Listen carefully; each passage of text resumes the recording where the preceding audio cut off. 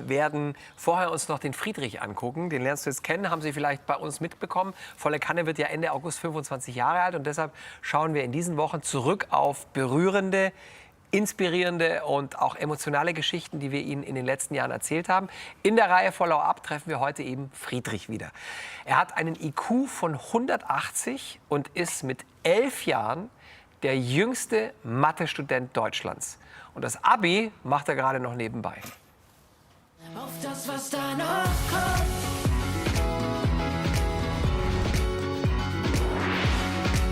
Wenn dieser Knirps hier auftaucht, dreht sich kaum noch einer nach ihm um. Warum auch? Er ist ja einer von Ihnen. Friedrich beendet gerade sein zweites Semester als Mathematikstudent. Erfolgreich natürlich. Mit 10 das Studium begonnen, weil Schule und Universität sich einig waren. Es war der richtige Zeitpunkt für ihn. Am Anfang war alles neu, aber dann habe ich mich daran gewöhnt und sie sind meistens nett und freundlich. Manchmal fragen sie mich, wie es so geht und ja, ob ich die Klausur bestanden habe. Ja, sowas in der Art. Er besteht, grundsätzlich. Friedrich wird bis zum Abitur 5 Klassen übersprungen haben, mit 12 das Abi und mit 13 den Bachelor in Mathematik in der Tasche haben. Hier im Tutorium zählt die halbe Portion also ganz. Wir haben ja hier x hoch 1/2 mal y geteilt durch z. Ist das nicht dasselbe? Naja, z hoch minus x mal 1. Friedrich erklärt Karim und Enes, wie es geht. Ach stimmt, ja. Dann hatte ich einen Fehler gemacht.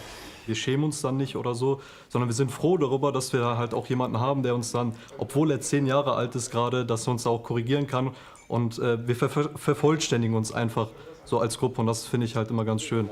Als mal überraschend eine Vorlesung ausfiel, konnte Friedrich seine Eltern nicht anrufen, weil er noch kein eigenes Handy hat. Da musste ich mich halt darum kümmern, dass er von seinem Vater abgeholt wird natürlich. Ne? Und dann sieht man halt wieder das Kind in ihm. Und dann kommt es erst einem in den Kopf, wow, ich habe gerade mit einem 10-Jährigen tatsächlich solch komplexe Matheprobleme gelöst. Und jetzt muss ich ihm dabei helfen, dass er von seinem Papa abgeholt wird und nach Hause kommen kann. Ohne seine Eltern ginge nichts. Von Singapur sind sie in die USA und von dort nach Nottuln gezogen. Zur Schule und zur Uni nach Münster fährt Friedrichs Vater seinen Sohn mit dem Wagen. Das klappt, wenn man selbstständiger Unternehmensberater ist und auch im Auto arbeiten kann. Das Erfolgsrezept der Vents in Sachen Erziehung: Sie lassen ihre beiden Söhne ohne Leistungsdruck aufwachsen. Da hatte ich am Anfang so meine Bedenken, ob das überhaupt gehen kann, dass ein 10-jähriges Kind Mathematik studieren kann und dann im 1. und 2. Semester auch Prüfungen bestehen kann. Er hat mich immer in seinem ganzen Leben immer überrascht. Jetzt geht es alles noch viel schneller nur und es ist ein Bereich erreicht, wo man als normaler Erwachsener überhaupt nicht mehr mithalten kann. Wie ist denn das, wenn du dann hörst, dein Vater redet gerade über dich? Ja, ich finde das sehr nett von ihm und die ganzen Kommentare, die er macht, finde ich schön. Vor 2 Jahren haben wir Friedrich in seiner Schule in Schloss Buldern besucht. Hier wird er im Frühjahr 2026 wohl auch sein Abitur bestehen. Je nach Leistungsstand geht er in unterschiedliche Klassen. Damit Friedrich nicht langweilig wurde, bekam er sofort Einzelunterricht in Latein vom Schuldirektor. Ich glaube, dass so ein Kind wie Friedrich nur einmal kommt im Leben eines Lehrers oder in den 30 oder 40 Dienstjahren, weil das schon sehr außergewöhnlich ist.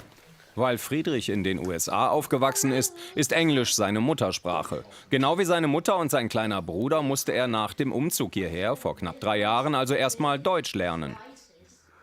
Macht Spaß eigentlich so. Ja, macht Spaß. Nur schwer mit dieser Fälle und die Artikel und diese andere Formel von ich, du, es. Ja, von ich, du, er, sie, es, wir, ihr, sie. Seit Friedrich auf der Welt ist, rast er auf der Überholspur durchs Leben. Manchmal in seinem eigenen Universum, im Körper eines Kleinen mit dem Kopf eines Großen. Die nächsten 10 Jahre werden die Herausforderung, weil darin ist dann auch die Pubertätszeit und wer weiß, was da alles noch passieren kann. Wie gesagt, die ersten 10 Jahre waren perfekt. Abends sitzt die Familie gerne mal vor der Glotze.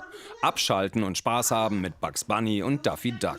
Das fesselt Friedrich genauso wie mathematische Formeln. Wenn ich sein Gesicht sehe, ich sehe eigentlich noch sein Babys Gesicht. Und dann, wenn wir Spaß machen oder Witze machen, er ist ja ein kleines Kind, ein junges kleines Kind, ein süßes kleines Kind.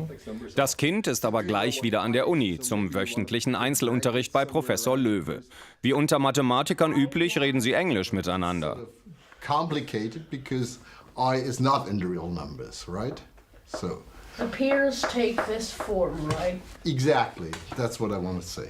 Er bringt eine Begeisterung mit für die Materie. Das haben dann vielleicht auch selbst von unseren begeisterten Studierenden nur noch vielleicht 10%. Dazu kommt, was ihn wirklich speziell macht, ist, er hat ein fantastisches Gedächtnis und das hätte ich auch gerne.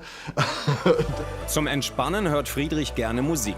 Beethoven, noch vor 2 Jahren sein absoluter Favorit, war gestern. Heute ist Coldplay angesagt. Und morgen?